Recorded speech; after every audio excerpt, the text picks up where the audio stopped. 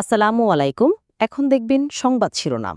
গণ অভ্যুত্থানের পর ফেনীতে নতুনভাবে মামলা বাণিজ্য, আসামি করা হচ্ছে রাজনৈতিক সহ অনেকে। চাঁদাবাজি এই উদ্দেশ্যে বলছে ভুক্তভোগীরা। 6 দফা দাবিতে দেশের বিভিন্ন স্থানে স্বাস্থ্য সহকারীদের অনির্দিষ্টকালের কর্মবিরতি, টিকাদান কর্মসূচির পাশাপাশি সকল কার্যক্রম বর্জনের হুঁশিয়ারি। পানি সরবরাহ বন্ধ থাকায় চরম ভোগান্তিতে ভোলার লালমোহনের মানুষ। পুকুর খালের পানিতেই চলছে দৈনন্দিন কাজ, প্রতি মাসের বিল পাঠিয়েই দায় সারছে। কুড়িগ্রামের বিচ্ছিন্ন উপজেলা রৌমারী রাজীবপুর মূল ভূখণ্ডের সাথে যুক্ত হতে ভরসা নৌকা। থমকে আছে ব্রহ্মপুত্রের ওপর সেতু নির্মাণের উদ্যোগ। গোপালগঞ্জের লাল শাপলার বিলে মনোমুগ্ধকর সৌন্দর্য, অপরূপ দৃশ্যের টানে ছুটছেন দর্শনার্থীরা। আসসালামু আলাইকুম। এতক্ষণ দেখছিলেন সংবাদ শিরোনাম, এখন দেখবেন বিস্তারিত। ফেনীতে জুলাই অভ্যুত্থানের 1 বছরের বেশি সময় পর মামলা বাণিজ্যে নেমেছে একটি চক্র। জুলাই যোদ্ধাদের নামে ভাঙিয়ে স্বার্থ হাসিলে মরিয়া তারা। নতুনভাবে এসব মামলায় আসামি করা হয়েছে স্থানীয় রাজনীতিক, গণমাধ্যম কর্মী সহ অনেককে। ভুক্তভোগী ও সচেতন মহলের দাবি, চাঁদাবাজির উদ্দেশ্যেই হয়েছে এসব মামলা। পুলিশের আশ্বাস, মামলার অজুহাতে চাঁদাবাজির কোনো সুযোগ নেই। 2024 সালে জুলাই অভ্যুত্থানে হামলা ও হত্যার ঘটনায় ফেনীতে মামলা হয় 22টি। অভ্যুত্থানের 1 বছরেরও বেশি সময়ের পর নতুন করে আরো 4টি মামলার আবেদন করা হয়েছে। মামলাটা তো আমি দলের দিক নির্দেশনা সিনিয়র নেতৃবৃন্দ সবাই অবগত আছে। জামাল উদ্দিন গাজী যুবদল নেতার পাশাপাশি নিজেকে পরিচয় দিচ্ছেন প্রকৃত জুলাই যোদ্ধা হিসেবে। চলতি বছরের 17 আগস্ট বাদী হয়ে জুলাই অভ্যুত্থানে হামলার ঘটনায় মামলা দিয়েছেন। আসামি করেছেন সাধারণ মানুষ সহ স্থানীয় বিএনপি ও জামাত নেতা কর্মীদের। যদিও বাদী নিজেই 2024-এর 5 আগস্ট থানা থেকে মোটরসাইকেল চুরির মামলায় জেল খেটেছেন। টাউন ফার্মেসির মুখে অর্থাৎ প্রেস ক্লাবের সামনে আমাকে পুলিশ ধরে নিয়ে গেল। পরবর্তী একটা মোটরসাইকেল নিয়ে গেল, বললো জামাত সাথে, অথচ ওই মোটরসাইকেলটা হলো বিদন্ড চলের মোটরসাইকেলটা কে বা কারা পাইছে এটা থানা জমা দিব। ছাত্রদল থেকে এখন যুব দলে যাব। এনায়েতুল্লাহ তিনিও 17 সেপ্টেম্বর মামলার আবেদন জমা দেন আদালতে। অভিযোগ, 2023 সালের অন্য একটি আহতের ঘটনাকে ব্যবহার করে 2024 সালে জুলাই যোদ্ধার তকমা নিয়েছেন তিনি। নিয়োগ বিধি সংশোধন, 14তম গ্রেডে উন্নীতকরণ সহ 6 দফা দাবিতে দেশের বিভিন্ন স্থানে অনির্দিষ্টকালের কর্মবিরতি পালন করছেন স্বাস্থ্য সহকারীরা। সকালে রাজবাড়ীতে উপজেলা স্বাস্থ্য ও পরিবার পরিকল্পনা কর্মকর্তার কার্যালয়ের সামনে জড়ো হন জেলায় কর্মরত স্বাস্থ্য সহকারীরা। বলেন, দীর্ঘদিন ধরেই কর্তৃপক্ষ তাদের আশ্বাস দিলেও দাবি পূরণ হয়নি।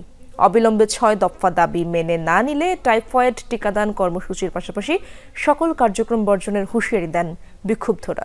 নাটোরে সকাল থেকে কর্মবিরতি শুরু করেন স্বাস্থ্য সহকারীরা। এ সময় পদোন্নতির ক্ষেত্রে ধারাবাহিকভাবে পরবর্তী উচ্চতর গ্রেড প্রদান সহ 6 দফা দাবি জানান তারা।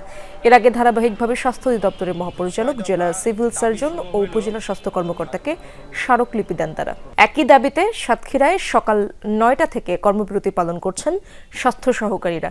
সদর উপজেলা স্বাস্থ্য কমপ্লেক্সে কর্মসূচির আয়োজন করে বাংলাদেশ হেলথ অ্যাসিস্ট্যান্ট অ্যাসোসিয়েশন। বক্তারা বলেন, তারা বেতন বৈষম্যের শিকার। 6 দফা দাবি পূরণ না হওয়া পর্যন্ত কেউ কাজে ফিরবে না বলেও হুঁশিয়ারি দেন তারা। এদিকে নিয়োগ বিধি সংশোধন, বেতন বৈষম্য নিরসন সহ 6 দফা দাবিতে মাদারীপুরের স্বাস্থ্য সহকারীদের কর্মবিরতি চলছে।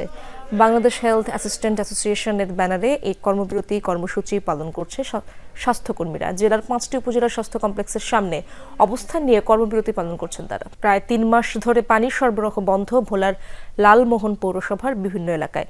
এতে চরম ভোগান্তিতে গ্রাহকরা। বাধ্য হয়ে অনেকে পুকুর ও খালের পানি দিয়ে সারছেন দৈনন্দিন কাজ। তবে পানি সরবরাহ বন্ধ থাকলেও প্রতি মাসেই বিল ধরিয়ে দেয়া হচ্ছে গ্রাহকদের। তারা বলছেন, বারবার কর্তৃপক্ষকে জানালেও কোনো প্রতিকার পাওয়া যায়নি। অন্যদিকে আগামী কয়েকদিনের মধ্যেই সমস্যা সমাধানের আশ্বাস দিয়েছেন পৌর কর্তৃপক্ষ। কারো হাতে কলসি, কেউ বা পুকুর থেকে টেনে আনছেন বালতি ভরা জল। ভোর থেকে সন্ধ্যা দিনভর এমনই দৃশ্যের দেখা মেলে ভোলার লালমোহনের বিভিন্ন এলাকায়। 1999 সালে চালু হয় লালমোহনের পানি সরবরাহ লাইন। প্রায় 22 কিলোমিটার এলাকা জুড়ে এ সেবার আওতায় আসে প্রায় 700 গ্রাহক।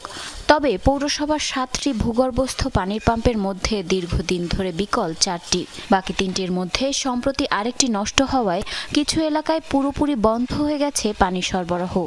লালমোহন পৌরসভা প্রথম শ্রেণীর একটা পৌরসভা। এই প্রথম শ্রেণীর পৌরসভায় আজকে 3 মাস পানি নাই। অনেক দিন তাহলে কি পানি কষ্ট, কোনো পানি পাইতেছি না। খালাতে অনেক কষ্ট করে পানি আনি কলস পুরাই। পানি না থাকার কারণে আমরা এখন বর্তমান খালের পানি ব্যবহার করি এবং নোংরা পানিগুলা ব্যবহার করতে হয়। বাসা বাড়িতে আমরা এখন নিজেরা পানি টাইনা দিতে হয়। পৌরসভার 4টি ওয়ার্ডে 2 শতাধিক পরিবার পড়েছে চরম ভোগান্তিতে। খাল আর পুকুরের পানি দিয়েই চলছে দৈনন্দিন কাজ। প্রায় 3 মাস পানি সরবরাহ বন্ধ থাকলেও নিয়মিতই পরিশোধ করতে হচ্ছে বিল। এ নিয়ে ক্ষুব্ধ ভুক্তভোগীরা। একটি সেতুর জন্য মূল ভূখণ্ড থেকে আলাদা কুড়িগ্রামের রৌমারী রাজীবপুর উপজেলা। যাতায়াতের জন্য একমাত্র নৌকাই ভরসা। দীর্ঘদিনের আন্দোলন দাবির পর ব্রহ্মপুত্র নদের ওপর সেতু নির্মাণের উদ্যোগ নেওয়া হলেও তা থমকে আছে।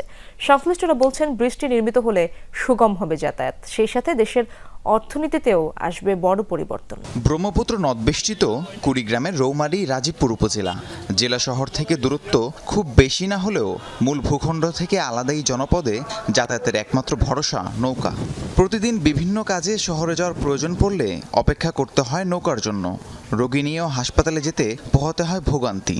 এমন অবস্থায় দীর্ঘদিন ধরেই ব্রহ্মপুত্র নদের উপর সেতু নির্মাণের দাবি ছিল স্থানীয়দের।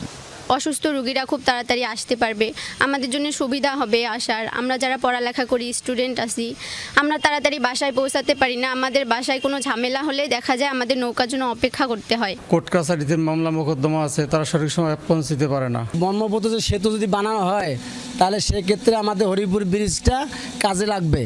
যেমন সিলেট, খুলনা, বরিশাল, ময়মনসিংহে যাত্রী যাতায়াত করতে পারবে, আমাদের যানবাহনও যাতায়াত করতে পারবে।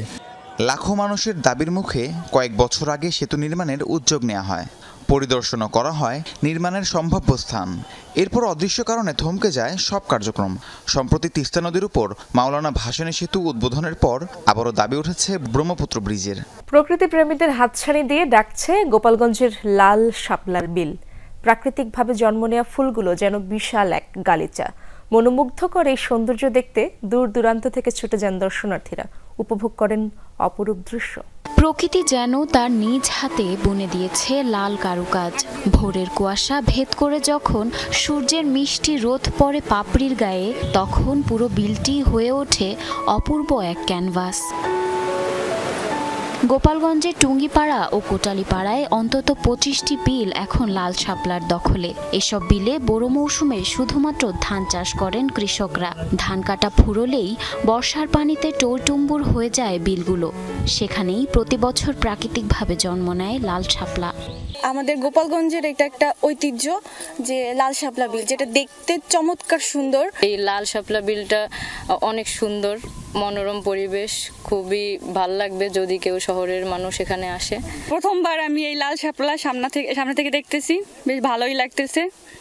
আর অনেক সময় আসছি, মনে হচ্ছে যে আরো কিছু সময় এখানে কাটিয়ে যাই। বিস্তীর্ণ বিলে জন্ম নেয়া লাল শাপলা এখন সৌন্দর্যের অনন্য সাজে মুগ্ধ করেছে দর্শনার্থীদের। কেউ নৌকায় ভেসে শাপলার রাজ্যে হারিয়ে যান, কেউ বা ছবি তোলেন স্মৃতির অ্যালবামে বাঁধার জন্য। প্রায় প্রতিদিনই দর্শনার্থী এখানে আসে, তারা ঘোরাফেরা করে, তারা এই প্রাকৃতিক সৌন্দর্য দেখে মুগ্ধ হয়।